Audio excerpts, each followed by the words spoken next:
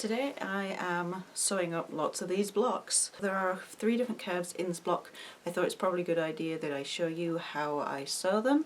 Now I've got the experience of sewing quite a few of these under my belt. I know the best place to start on the curves, so I'll show you that and how to tackle those rogue ends. And we're going to do it without any pins. So there's 3 curves I'm going to show you. I'm going to show you how to make this unit. Ignore the applique, this goes over the top on this particular block. This is the Cotton Blossom pattern by Melissa Mason. So we have this one block here which is like an ellipse in between 2 outer curves. Then we have this curve here which is a smaller convex piece against a taller background, and these are all rectangles, which is why it's slightly different to making a drunkard's path curve. When I say these are all rectangles, these 2 are all rectangles. And then we have a piece where it's a long kind of feature fabric piece with a small background, and this is kind of rectangular. So we're going to talk about how those seams should look when you have finished sewing them and where to start, and then you'll be able to make this block or any block with irregular curves in it. Okay, so with this one, with you having points at the top and the bottom, it's hard to go, well, do I piece them together here? Or do I piece them together with a little dog ear sticking off? It can be hard because you know that you've got an irregular shape, even though it's a nice curve. If it was a quarter circle, like a drunkard's path, you would actually be able to just start that and you'd be fine. But the problem is with this one is if you start a little bit off, then you like the other end off, and then when you add the other piece it'll affect the other curve too. So actually I usually start with the white one, it's just a habit I have. But so I'm actually going to take my time piecing it more than I would normally, and I'm going to fold the curve in half. So you want those 2 little flat ends to touch, and that to create a point at the other side. And then I'm just going to sort of crease it with my fingernail. I don't even have fingernails, but you're going to create that little crease there. And you're going to do the same with the oval piece. I call it an oval, it's not really an oval, I guess. It's like an ellipse. You're going to crease that too. So now you have the centre points, and you can match those up. Don't forget as well that when you're sewing a piece that looks like this, you're flipping it so the right sides are together, and so it will look weird when you're looking to sew it together. It won't all match all the way along because of the nature of the curve. Okay, so now we've matched those 2 folds carefully. I'm going to start from that fold point. We're just going to do half of the curve at a time. I'm still not using any pins, just because that's my preference, because we would be here all day. I had 30 of these blocks to make. Okay, so what I'm going to do, like I've done before, is to sew it all in one go. And I'm going to do that by holding this side up a little bit and making sure that the curve is made straight as it goes underneath the 1/4 inch part of the foot. This does take a little bit of practice. You may have to lift the foot up and just adjust it slightly sometimes. But both of those are feeding in at the same time with like that 1/4 inch seam allowance there.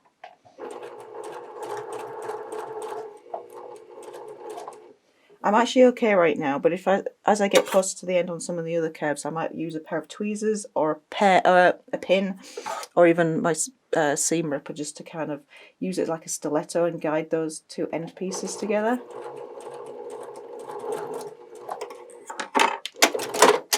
So that's that half, and then we're just going to continue with the other half.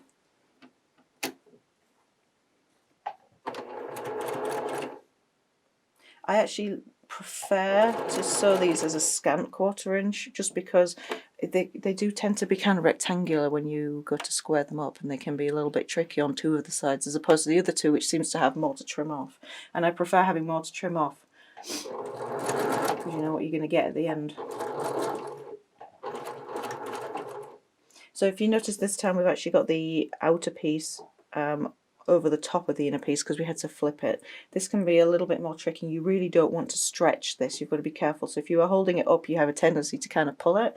So when I have this on top, sometimes I like to kind of just match it like half an inch at a time to an inch at a time, and just keep adjusting it as it goes through rather than necessarily holding it up.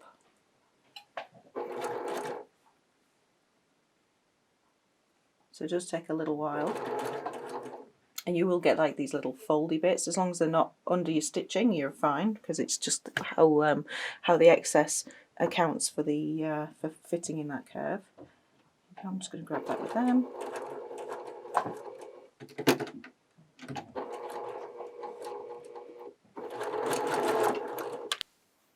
So that's done. As you can see, I do have a tiny bit of excess at the top and the bottom here. That's fine though. I'm just going to press it and then we'll join the other side. Alright, so the other side is here. And we're going to have to fold again. So we need to find that halfway point on the two curves that are joining. With this, now you've got a bit of stitching there, I like to match the points as they are on that one, rather than worrying about where the white is. I'm more concerned about this green curve here instead. And then I'm going to fold this in exactly the same way as we did with the first one. Okay, so now I have my two halfway points, match those together. I prefer to sew with the outside one on top, so I'm going to start with that one. Start in the middle.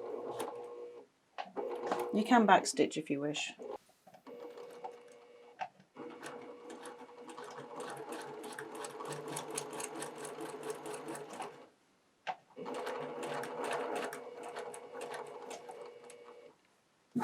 Then we're at the difficult kind of bit. This actually isn't too bad on this shape just because it's quite a gentle curve. If you notice, this is why what we're trying to manage with the tweezers or the pin at the end. I actually prefer it that it's tapering off a little bit because it gives me a bit more seam allowance to trim off. So I'm not too worried about that. It's when you end up putting that point underneath the stitches that you've got a bit of a problem. And then I've done that a few times in this project and I've had to unpick it. Okay. I do tend to stitch over a couple of stitches from the previous little seam that we did, half a seam I guess, just because I like to make sure that that's nice and smooth, because if you start from the edge you might end up with a little hole in it, or you might end up kind of catching it slightly if you overlap the stitches.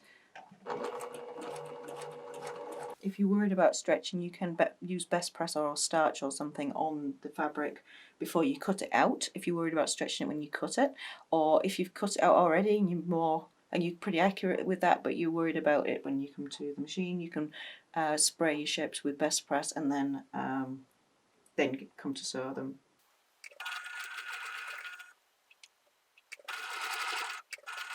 So there's that last one, that last seam done. I'm going to press that, and then I need to make sure I square them up as well. They square up to 5.5 inches, so I'll square that up on my cutting table, and I'll show you how to do the other two curves. Okay, so the second one I want to show you is where you've got the slightly bigger piece of background fabric at the top there. So we're going to start from this bottom right corner, just because it gives us that straight edge run up that I mentioned in the beginning. So put them down so you can hopefully see. It is white against white, but hopefully you can see it. So when they're sewn together, they will look like this. So if we flip them so they're right sides together, we're looking at working at something that looks like this, which looks very weird. Okay, so I'm going to put that under the machine. I've started with the longer edge here. If you can hear noise in the background, that's my dog chasing a fly upstairs, sorry about that. And again, we've got our 1/4 inch. This one tends to be a little more accurate, I found. But if you want to use a scant 1/4 inch instead of a real 1/4 inch, then that's fine.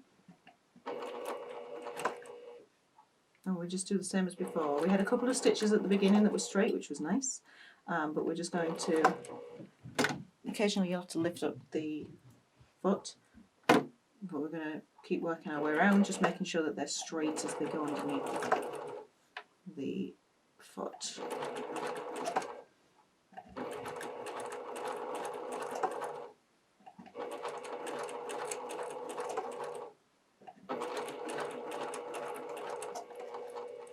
Now you'll notice this one is actually a little bit more drastic when it comes to the point there, just because it's more exaggerated curve and it's trying to join those edges. So what you can use, and you can stop there if you wish, and then use a little bit of precision piecing glue.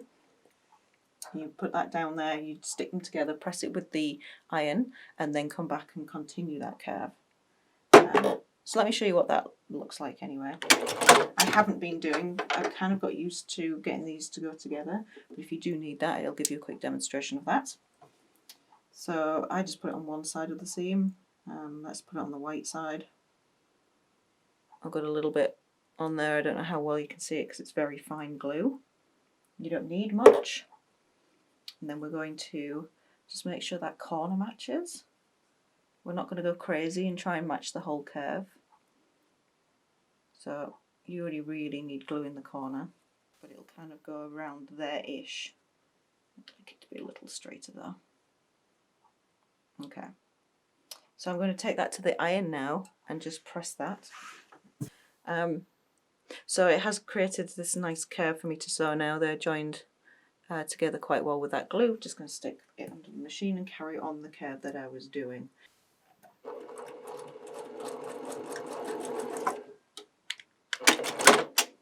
And then we'll take that to the machine and press it. I like to press this one towards the curve, just because there's quite a lot of fabric here and I prefer to press to the dark. On the other one we're actually going to press it the other way. I'll show you sewing this without the glue as well. So we've got right sides together. This time this one's a mirror image, so it's going on the other side.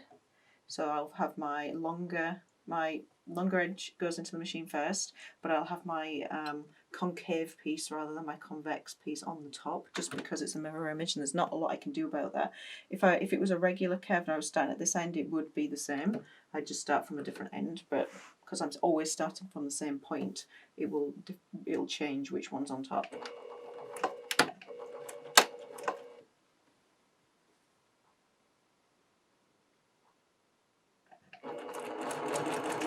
So because of that, I'm trying not to stretch it. So I'm just actually working with it with my fingers as I go under the machine, just so I'm not stretching it as I'm holding it up.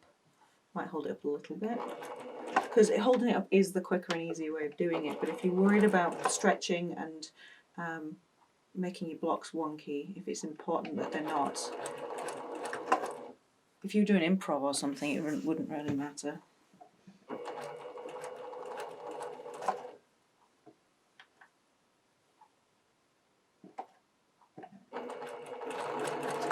This is probably an example of where my cutting hasn't been hugely accurate because they're not meeting up very well.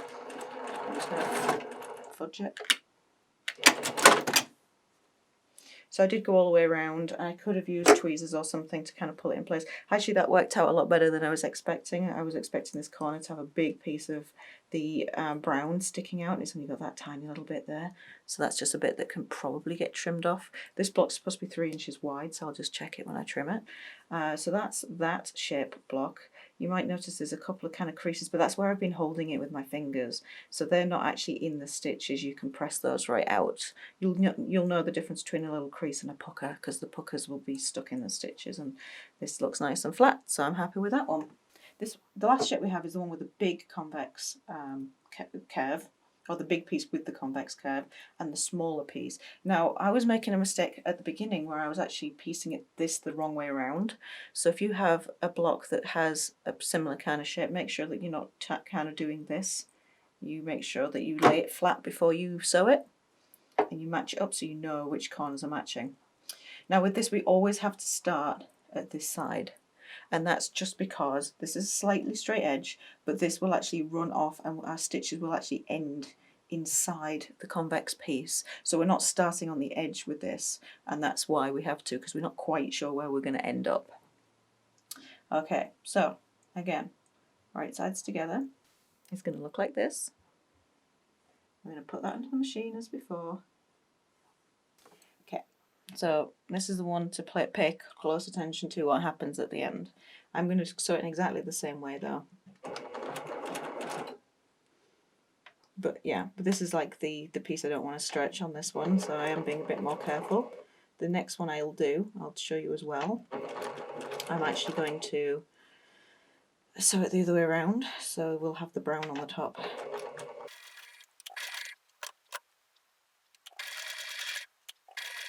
I'm just going to go slow so you don't catch your fingers, because that's the worst. As you can see, this is starting to try and stretch out the other way when we actually want it over here. This is where I prefer tweezers, because I can kind of grab it. If you have fingernails, you could probably grab it as well, but then you're going to want to hold it down with something like a pin or one of those purple fangs or stick seam ripper or something like that, just to kind of hold it in place. I'm just going to pivot a little bit more. So this is kind of where it looks quite folded and you kind of get a bit panicked, but don't worry, it's going fine. See what I mean? Okay, so we've got to the end of the curve there, and we're actually coming out into the curve on the background, so that when this is pressed outwards, I actually have my last couple of stitches in the fabric there, but my edges, my white edge and my brown edge meet. So that's why it's kind of weird, because you wouldn't normally finish in that way, but it does work very well for the block. With this particular one, I do actually press the seam outwards, just because this is kind of fiddly and I don't want to stretch the outside edge. Plus, if you press it inwards, you'll notice that this disappears, and we actually need that for sewing in our seam allowance. So we do actually need to press this one outwards on this particular block. Just pay it, if you're not sure about your particular pattern, just kind of hold it with your fingers how it would look if you press the seams one way, and then you can determine whether or not that'll be a problem. Let's just do one more for recap's sake. This one's going to be the other way around. Make sure that you have the curve the right way around. And you're going to flip it, and we're going to start from that flat edge. So obviously I can't do it this way around because my seam allowance is on this side, so this is where the brown ends up on the top, which is my preference. I've not been back stitching any of these, just because I know that they're all going to be joined with another seam pretty quick, because I'm making lots of these blocks. If you think you're going to make these blocks and they're going to sit around in a drawer for a bit, or they're going to be in a bag where they might get thrown around, back stitch at the start and the end of your seams, just so that you're not ending up with things you have to repair before you finish your project.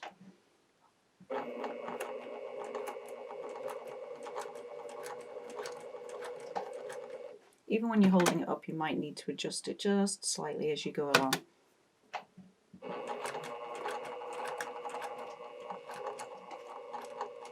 Larger curves are easier than smaller curves as well. This is a fairly small curve, so it will take a little bit more easing and a little bit, and you have to go a little slower, and you have to give it a little bit more patience than you would a big curve. Now with this one, we're not going to be able to see where this finishes. So we've just got to be real careful that this line is perpendicular, I guess, to my seam guide, or or parallel to the foot, as best you can anyway.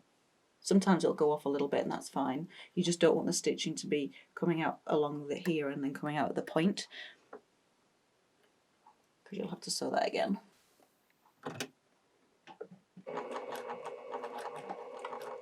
I don't just use the tweezers, I like to alternate between different things. This felt more like a seam allowance job, a seam ripper job, just because I need to keep that kind of straight but move the top fabric still. And I can't put the tweezers underneath there very easily. I just need to kind of hold it down from the top. So a pin would work as well. Pins are sometimes easier because they're a little thinner and you can get them right under there, right up against the needle until the last minute. Okay, so this is what it looks like on the back this time. It is a little bit wonky, but when I press it with my fingers, or at least I fold it back to have a look what it looks like, I'm reasonably happy with that still. It's pretty close to that edge, and it's all going to get contained in that joining seam when it joins the next unit. So I'm just going to press that, and then I'm going to sew those together, and that's how I would make those types of curves. Hope you liked my video. Thank you to those people that subscribed since I inadvertently took the summer off. I just didn't get around to making any videos. I also tend to make these videos about things that I'm working on currently, and all of the projects I've been working on lately have either been things I've covered before or not really things I can share yet, depending on what they were for. I've also been doing a bit of dressmaking and things like that, so I'm not sure if that's of interest to anyone on this particular channel, but I'll try and post more regularly, and thank you for joining me, and enjoy sewing those curves.